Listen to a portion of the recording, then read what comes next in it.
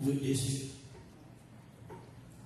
Sister Mary ain't been to church in a while, and I want to bless her. So the pastor after church, he went by Sister Mary's house. All right, And all curtains were drawn, windows were down, and the house was boarded up like there was nobody home. Pastor began to knock on the doors and the windows.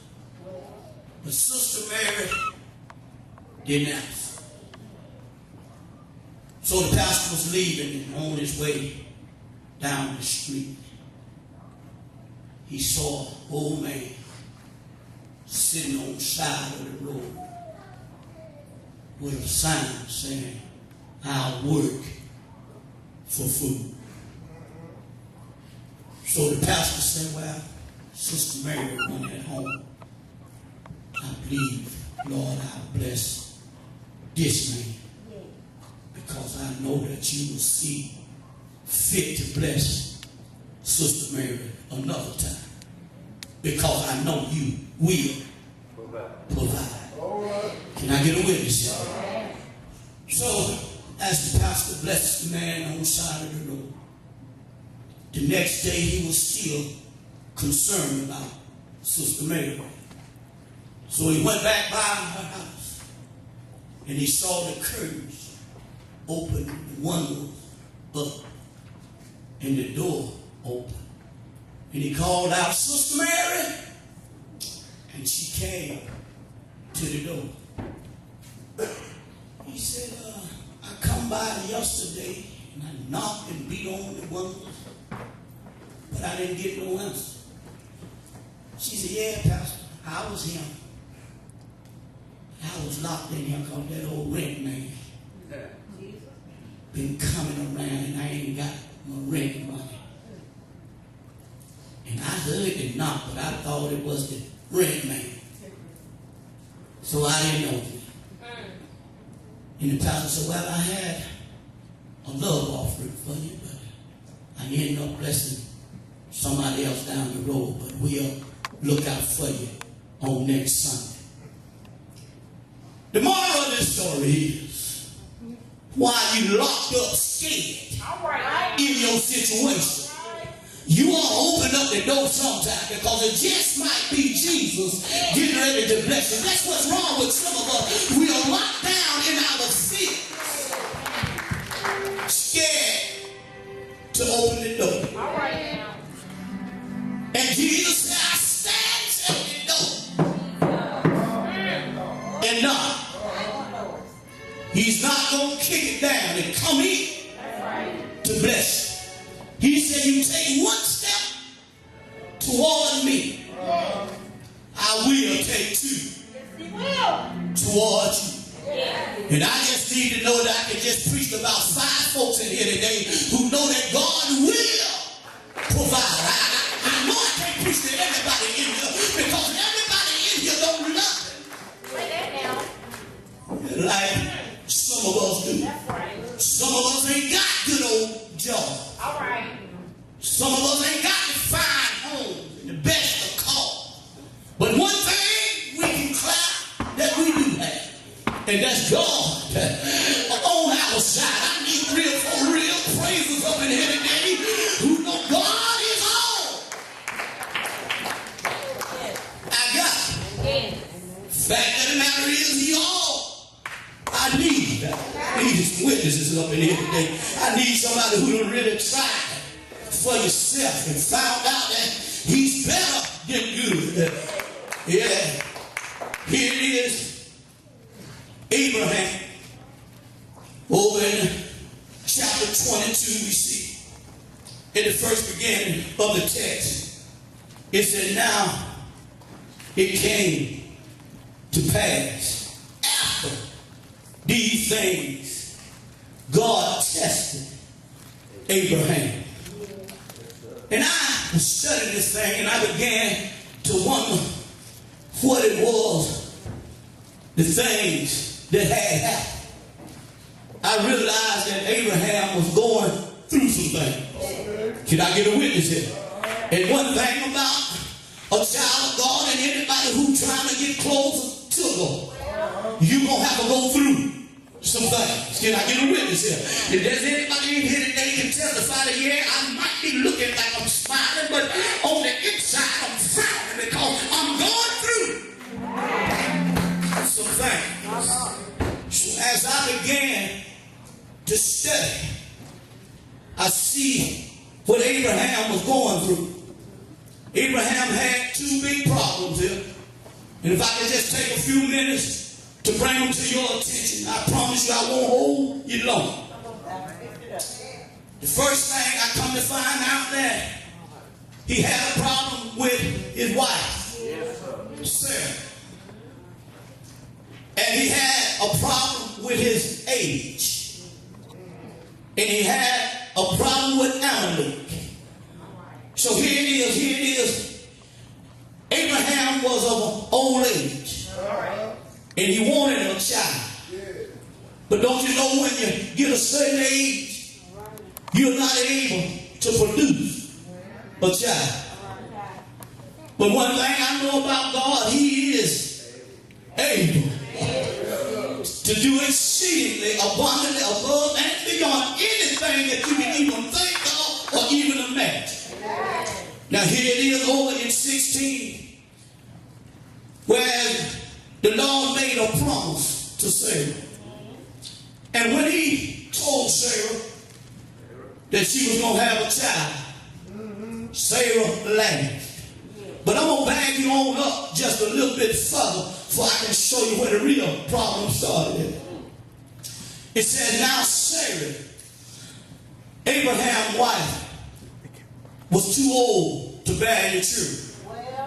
But she had an Egyptian maidservant. And she told Abraham, look, Abe, I ain't able to give you now. But I got this maidservant here. And I'm going to talk to God about letting me give you her.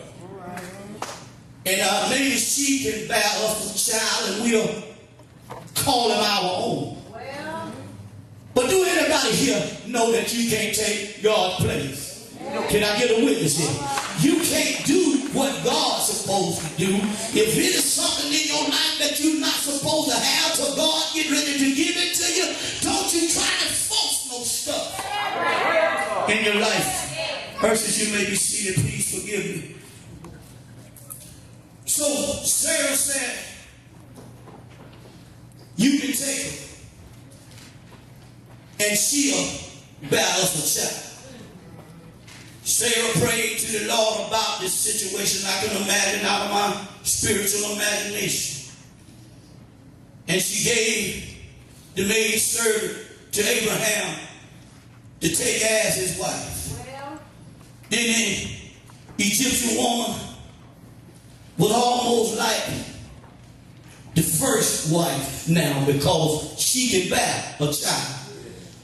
And it seemed as though Abraham was paying more attention to her than it were to Sarah.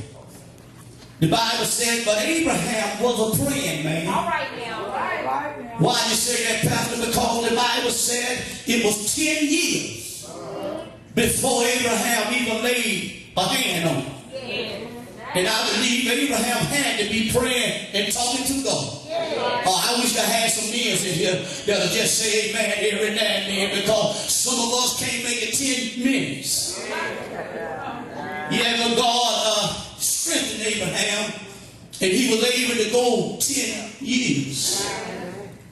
So now here it was, after 10 years, Abraham and the maidservant had a child. And they called the child Ishmael. Yes. So here it is, now Abraham about to start having some problems. Well, all right now. Because he got two women in one house. All right now. Oh, I wish I had a witness there. I wish I had some fellas in here to know that how hard it is to try to run a house with just one. Yeah. I heard an old song one time. sometimes say trying to love too sure ain't easy to do. But here it is, Abraham was having things pretty good. Simply because he was being led by God. And one thing about God, he won't make no mistakes. We might slip up and make some mistakes, but God will never make no mistake. So one day while Abraham was sitting around a shade tree, 3 men was walking, and one of them was God. And he told Abraham, he said, Abraham, I'm going to give you a son by your wife Sarah. And Abraham began to laugh and look at God like he was tripping. He said, how you going to do that, God? I'm 100 years old and my wife, she about 70 or 80. And the Lord actually says, is anything too hard? Oh, I wish I had somebody here. Too hard for God. So he made a promise. I can understand that God was making on Abraham promises. And one thing about God is he make you a promise. He ain't like man that he got to lie to you. If anybody ever asked him for something that and you left it in his hand and you trust and believe that right after you put it in his hand, he was going to fix it for you. Yeah, he'll provide. So here it is now. The maid servant has this boy, and they called it Ishmael. And the Lord came right back and promised Sarah a baby. Now here it is. Here comes the trouble. So after Sarah see that she was pregnant, she began to get a little jealous. So she came to Abraham and she told Abraham, you won't have to get that woman out of here. And Abraham said, hold on, Sarah. You the one gave it to me. I wouldn't have even looked at her. I wouldn't have even fooled with her. She wouldn't have even appeared to me if you hadn't brought her to me. And when I was looking at this thing, I thought about when I was married. How I used to get accused. Oh, I wish I had some married fellas in here today. How you always in the mall and your wife always talking about, look how you looking at that woman. I ain't even looked at the woman. But you gonna keep telling me about her. I'm gonna have to check out now because you keep mentioning. Sometimes you speak stuff into your life. Yeah. The brother might have not even took a second look, bro. So you notice how good she was looking. Just to have a witness. So here it is. Sarah knew that she was getting ready to have a child. And when she realized that she was pregnant and she was going to have a child, but now she realized that the firstborn is the one that get all the inheritance. That's why Sarah was mad, because she didn't want this stepboy. Oh, I wish I had somebody who had never been a stepchild of the house, and everybody was getting all the good stuff. But you, it looked like stepdaddy treat his children a little better than he do me. Yeah, I got to wear the off-name brand shoe because I'm the oldest, and the young boy get to wear the name brand shoe. But sometimes when we try to do things for ourselves, we make a mess. That's right. So here it is, Sarah said, Abraham, you got to get rid of her. Abraham turned right around and said, Sarah, no, I'm not going to get rid of her. You going to get rid of her. It's going to be on your hand. Because you were the one started this mess. So you got to be the one that straightened it out. So here it is. Hey, God. Got her child. It was getting it packed up because she knows Sarah had a conquer attitude. The Bible says so. Sarah, after Sarah had her baby, the baby began to grow up and got 8 years old, and Abraham circumcised and had a big feast. Now, Hagar is really mad because when her child came of age, Abraham wasn't doing too much for her. So here is Sarah telling the woman, you got to go. You got to get out of here. Because this is my husband in my house. You were just a servant around here. Your servant has been done. Anybody ever did something for somebody, as soon as you finish doing something for them, they ready to put you down and put you out. So Hagar goes off into the wilderness. And she began to be alone. And one day God stopped by and told her, now you go back to that place. And I don't know about you, but I've seen times in my life when God done told me to go back to some places I didn't want to go back to. Amen.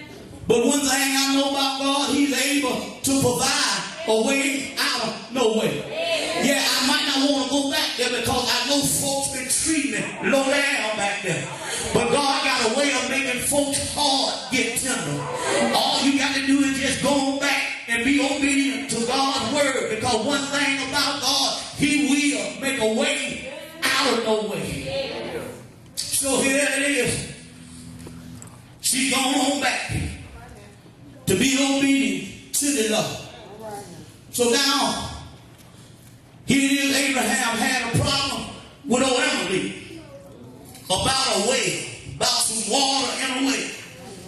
So Abraham knew he had to go straight that little bit of business out.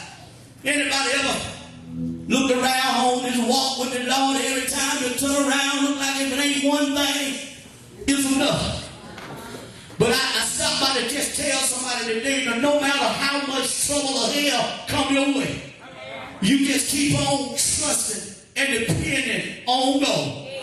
Because if He brought you to it, He'll bring you through it. Can I get a witness here? So the Bible said, now it came to pass after these things, God tested Abraham. Anybody in here know that every now and then you gonna have to go through a test? Yeah, you claim you got faith, but God want to know is your faith for real. Can I get a witness here? So in order for Him to know it's your faith for real, He got to put you through a test. And how can you have a testimony if you ain't been through the test? See what it is here. So many folks, they see when you're shouting and praising God. Yeah, they can see and hear your testimony. But baby, I stopped by to tell about 3 or 4 folks. If you only have been there when I was taking the test, you can really shout funny on my testimony. Somebody ought to be happy here because somebody in here today going through a test right now. But I stopped by to tell you it ain't nothing but a test. Yeah. Now here it is.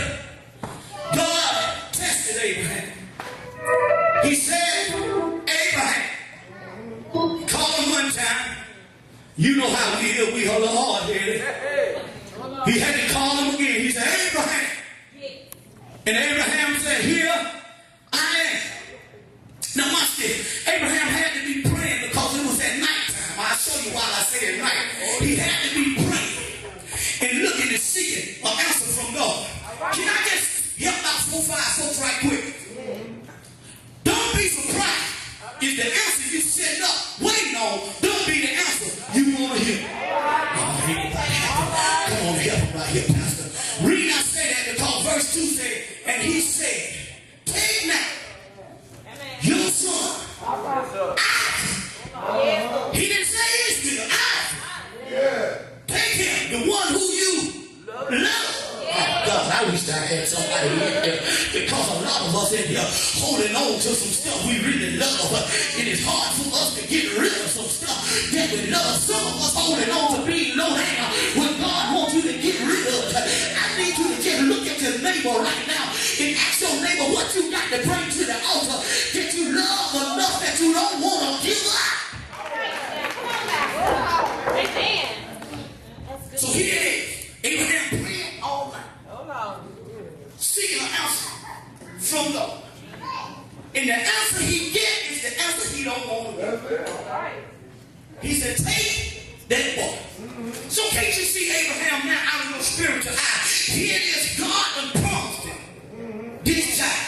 He done went through all of this hell with Hagar and Sarah about Ishmael. Now here it is, God done blessed me with my own son-of child from my first wife. Now he want to take him back. Anybody in here ever prayed to God for something and looked like as soon as you got it, he turned right around and took it back? That's when I know God, he let us know that he giveth and he take it away. But you got to keep on trusting him even if he take it. Oh God, see that's what's wrong with some of us. That's why we can't clap right now, because we got some stuff we holding on to, and we so afraid that if we give it up, we can't get nothing back. One thing I come to find out about God, if he take a thing from you, get ready for 2 or 3 things to be given back to you. So, yeah, he said, take Isaac whom you love and go to the land of Moriah and offer him there as a burnt offering. Yes, Lord. Which I should tell you, on what mountain I should tell you. Now here it is, can't you see? Abraham, that night, after he had heard from God, and God tell him to take that thing you love. All right now. Up on the mountain. Let's go. Set it on fire. Put it up to make the some ashes. All right now. Jesus. I don't know about y'all, but I got some stuff need burning. I wish I had a witness in here. I wish I had somebody who know you got some stuff in your life that ain't really worth keeping, but you've been trying to hold on for a long time. And somebody tell you you need to burn it up. Touch your neighbor and tell your neighbor to set it on fire. Watch this. Here it is where I can tell you it was that night. Because verse 3 said, so Abraham rose early in the morning. He saddled up the donkey. Took 2 of his young men with him. And Isaac, his son. And he split the wood for the burnt offering. And arose and headed to the place God told him to go. But watch this now. When he got ready to leave, don't you know Sarah woke up? Ain't nobody clapping. Because she thought he was finna go over there with Hagar. So she woke up. What? Where you going, Abraham? Sometimes, watch this what God showed me here. Sometimes, when you on a mission for God, you don't need to tell nobody nothing. You got to learn how to keep your mouth closed sometimes. So the Bible didn't say he told Sarah where it was going. He just got up early that morning. And he began to get all the stuff he was going to need.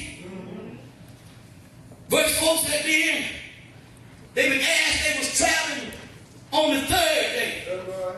Abraham lifted his eyes and saw the place afar. One thing about God, he'll give you provision. That's right. Right after he promised you some stuff. Yes. Because he gonna show you everything he promised you, it's gonna come to pass. Verse 5 said, and Abraham said to the young man, stay here with the donkey. The lad and I are going yonder to worship. Oh my God. Oh my God. Sometimes when he send you off on a mission, the mission might not look like what you wanted to look like. Oh, ain't nobody here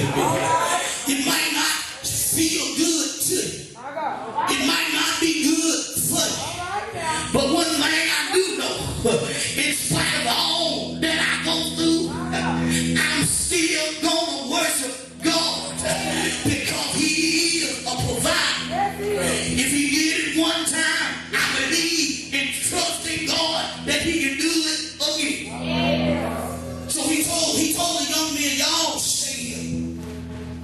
And take care of the donkeys and wait. Me and the lad, we going down. And we going to worship. Right. Verse 6 said, so Abraham took the wood and the burnt offering and laid it on Isaac's shore. Right. And he took the fire and the knife and took the two of them went off together. Verse 7 said, but I spoke to Abraham. Watch this now. What I say when you're going on a mission, you don't need to tell nobody. Nothing. Abraham didn't even tell Isaac what was finna go down. Because I know if he had told Isaac what was finna go down, Isaac would have took off. Really. So sometimes you can't tell folks your vision. Because if they mess around and hear about what you finna do, they'll take off. Oh God.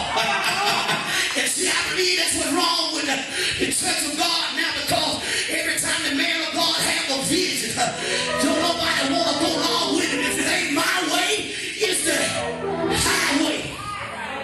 So you got to be careful. You got to be careful of who you tell your visions to. Verse 8 said, Abraham said, my son, the Lord will provide. Now I said, and then they came to the place which God had told Abraham to build an altar there at this place. Then he took the wood and he began to build the fire. And he made an altar. There he was going to lay his only son. And as I was reading this thing, I thought about how much God so loved this world. So he gave his only begotten son. So a low down soul like me and a low down soul like you can be set free from the dirt of this world. Ain't the Lord all right? He said, Abraham took the knife up and stretched it up.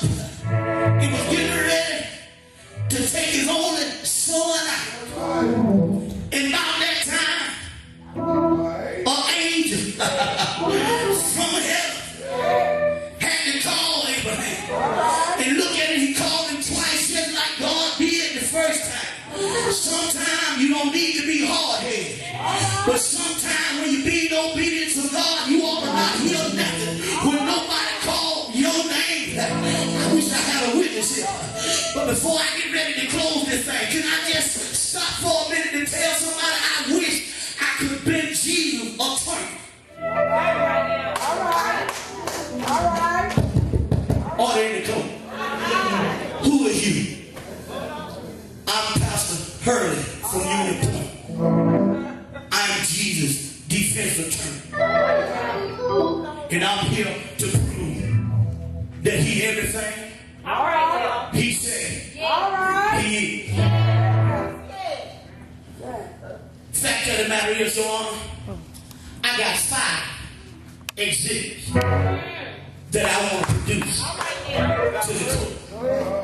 Will it be all right?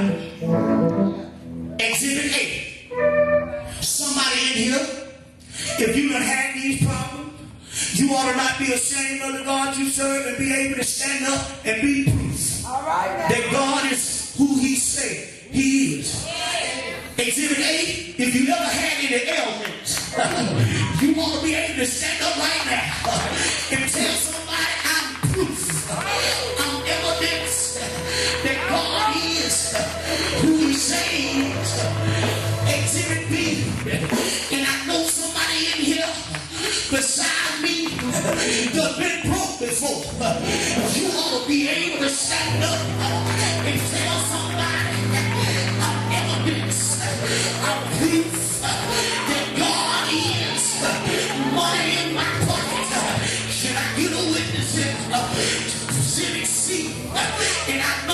somebody here that's been crazy before and almost lost your mind and come to find out that God was a mind regulator.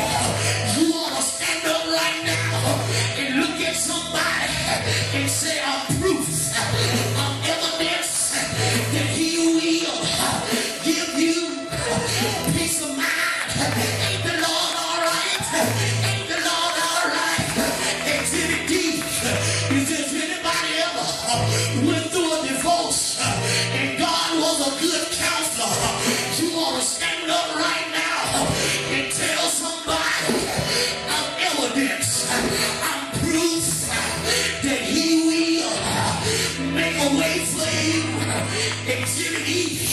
And everybody in here ought to be able to stand up right now. I done had some enemies and I done had some haters, but God made my enemies my footstool. I'm proof. I'm proof. Anybody here know that you're proof? You ought to wave your hand if you know God is Jehovah Jireh. If you know God, Jehovah Rapha. Ain't the Lord all right? Ain't the Lord all right? If he ever did anything for you, you ought to not sit there and not act like you ain't proof. You ain't proof. I'm proving what he did for me. He'll do it for you if you keep faith in it. If you keep trusting it. What he do for one, he'll do it for the other. God told me to tell you, Shalom, don't you worry about the past, because he got something better planned for us in the future. If you don't believe it, look around at your neighbor and you can see proof. He'll provide. Yes, he is. Yes, he is. Anybody know he is a provider? Y'all don't hear me? I say he will do for you when you can't do for yourself. I wish I had a single mother who can tell somebody I'm proof. He child support. Can I get a witness here? I wish I had somebody who had an empty refrigerator before who can say he'll stimulus package. I'm proof that he'll feed the hungry. Yes, he will. Yes, he will. Anybody ever had to try Jesus? Did he make a way for you? Did he make a way for you? You ought to be proof. You ought to be evidence. You ought to have a living testimony. Touch your neighbor. Tell your neighbor. You might see the glory, but you don't know my story. I had to go through hell and high water to get to where I am. But one thing about God, he didn't leave me. He didn't let me down. He kept me right in the palm of his hand. Ain't the Lord all right? Ain't the Lord all right? Is he ever stop by your house, crying, you're weeping eyes? Then you all be proof that weeping may endure for a night, but joy, I said joy, unspeakable joy will come in the morning. Anybody know you will? If you know you will, hold your head back, look up towards heaven and say yeah, yeah, yeah. I'm proof, I'm evidence that he's Jehovah Jireh. He's a way maker. Yes, he is. Yes, he is. Somebody ought to shout, when I couldn't